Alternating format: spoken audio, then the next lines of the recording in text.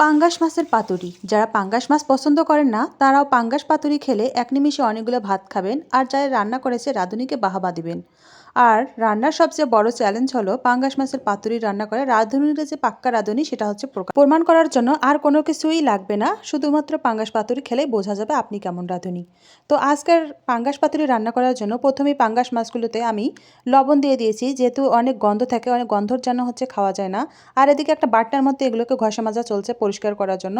লবণ দিয়ে মেখে এভাবে আমি 15 মিনিট রেখে দিব।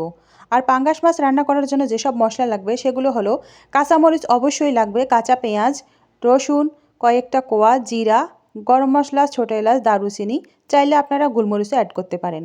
এবার সবগুলো মশলা ভালো করে একটা ব্লেন্ডারে ব্লেন্ড করে নেব।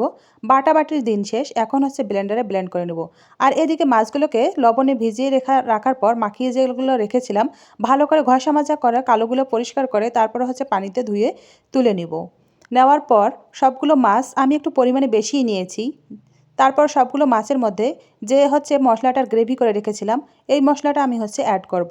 মাছের মধ্যে সরাসরি দিয়ে দেওয়ার পর মশলাটা অ্যাড হয়ে গেল। তারপর এখানে লবণ, হলুদ আর দেব কাশ্মীরি মরিচের শুকনো গুঁড়ো।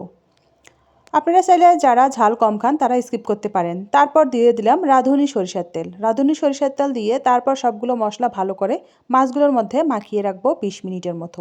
এভাবে মাছগুলো মাখলে মশলাগুলো ভালো করে ভিতরে ঢুকে যায়। এভাবে রেখে দেবো একদম রেস্টে 20 মিনিটের মতো। আর এদিকে পাঙ্গাস পাতুরি রান্না করার জন্য আমার লাগবে লাউ পাতা। আপনারা চাইলে কলা পাতাও রান্না করতে পারেন, কিন্তু আমি লাউ পাতা রান্না করেছি। লাউ পাতা দিয়ে রান্না করলে পাতাটা খুব সুন্দরভাবে খাওয়া যায়। এবার পাতাগুলোকে ভালো করে ধুয়ে পরিষ্কার পানি দিয়ে এগুলো একটা ট্রের মধ্যে বিছিয়ে মশলা দিয়ে মেখে রাখা পাঙ্গাস মাছগুলোকে এক পিস করে আমি পাতার ভিতরে ঢুকিয়ে, যেমন করে নতুন বউ ঘোমটা খোলে ঘোমটা দিয়ে রাখে, এভাবে মাছটা ভিতরে রেখে 4-5টা ভালো করে মুড়িয়ে দিয়ে আমি আটকিয়ে দেবো। আপনারা চাইলে সুতো দিয়ে অনেকে বেঁধে দিতে পারেন। আমি এখানে টুথপিক দিয়ে ভালো করে আটকিয়ে দেবো। আপনারা ভিডিওটি দেখতে থাকুন, তাহলে সম্পূর্ণ ভিডিওটি দেখলে সব কিছুই আপনারা খুব সহজেই বুঝিয়ে যাবেন। 2টো করে লাউ পাতা আর 1 পিস করে মাছ আর কিছু মশলা অ্যাড করে ভালো করে মুড়িয়ে দিয়ে তারপর টুথপিক দিয়ে ভালো করে আমি চারদিকটা আটকিয়ে দিয়েছি যাতে পাতাটা খুলে না যায়। টুথপিক না দিলে এই যে দেখেন পাতাটা এভাবে খুলে যাবে। এই জন্য টুথপিক দিয়ে ভালো করে আটকিয়ে দিতে হবে, যাতে রান্না করলেও এগুলো উল্টে পাল্টে দিলে কোনোভাবেই খুলে না যায়। এভাবে আমি প্রতিটা পিস মাছ ভালো করে 2টা করে লাউ পাতা নিয়ে এভাবে প্রত্যেকটা মাছে এভাবে টুথপিক দিয়ে আটকিয়ে নেব। এভাবে আমি আমার প্রায় 6 থেকে 7 পিস মাছ আমি এভাবে রেডি করে নিয়েছি। আপনারা চাইলে 2 পিস 4 পিস বা ফ্যামিলির সদস্য সংখ্যা অনুযায়ী আপনারা মাছের পিস অনুযায়ী পাতুরি বানিয়ে নিতে পারেন। আর পাঙ্গাস মাছের পাতুরিটা খেতে খুবই মজা। অন্যান্য মাছ দিয়ে পাতুরি হয়, কিন্তু পাঙ্গাস মাছে একটু তেল বেশি থাকার কারণে পাঙ্গাসের পাতুরিটা বেশি একটু টেস্টি হয়ে যায়।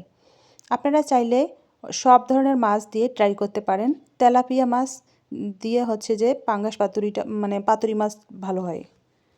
মশলার গ্রেভিটাতে আমি একটু আদার টুকরা অ্যাড করেছিলাম, কিন্তু সেটা ক্যামেরাবন্দি করতে পারিনি। আপনারা একটু আদাও দিয়ে দিবেন সামান্য একটু পরিমাণে, তাহলে খেতে টেস্টটা বেশি ভালো হবে। পাঙ্গাস পাতুরি রান্না করার জন্য প্রথমেই আমি যে বেঁচে যাওয়া যে গ্রেভিটা আছে ওইটা তেলের মধ্যে দিয়ে যখন ফুটে উঠেছে তখনই দিয়ে দিব। আপনারা চাইলে এটাকে সামান্য একটু তেলে হালকাভাবে ভেজে তারপর গ্রেভিটা দিতে পারেন। এখন এভাবে আমি এক পিস করে প্রত্যেকটা পিস এভাবে রেডি করে নেব। খুবই সাবধানে করতে হবে, না হলে পাতাগুলো খুলে যায়।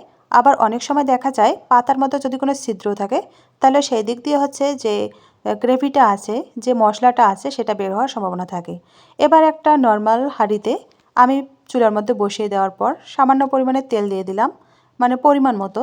তারপর তেলটা যখন ফুটে উঠলো তখন তার গ্রেভিটা একটু ধুয়ে দেওয়ার পরে এটা যখন ফুটে উঠবে তখন পাতাগুলো আমি একটা একটা করে দিয়ে দেব।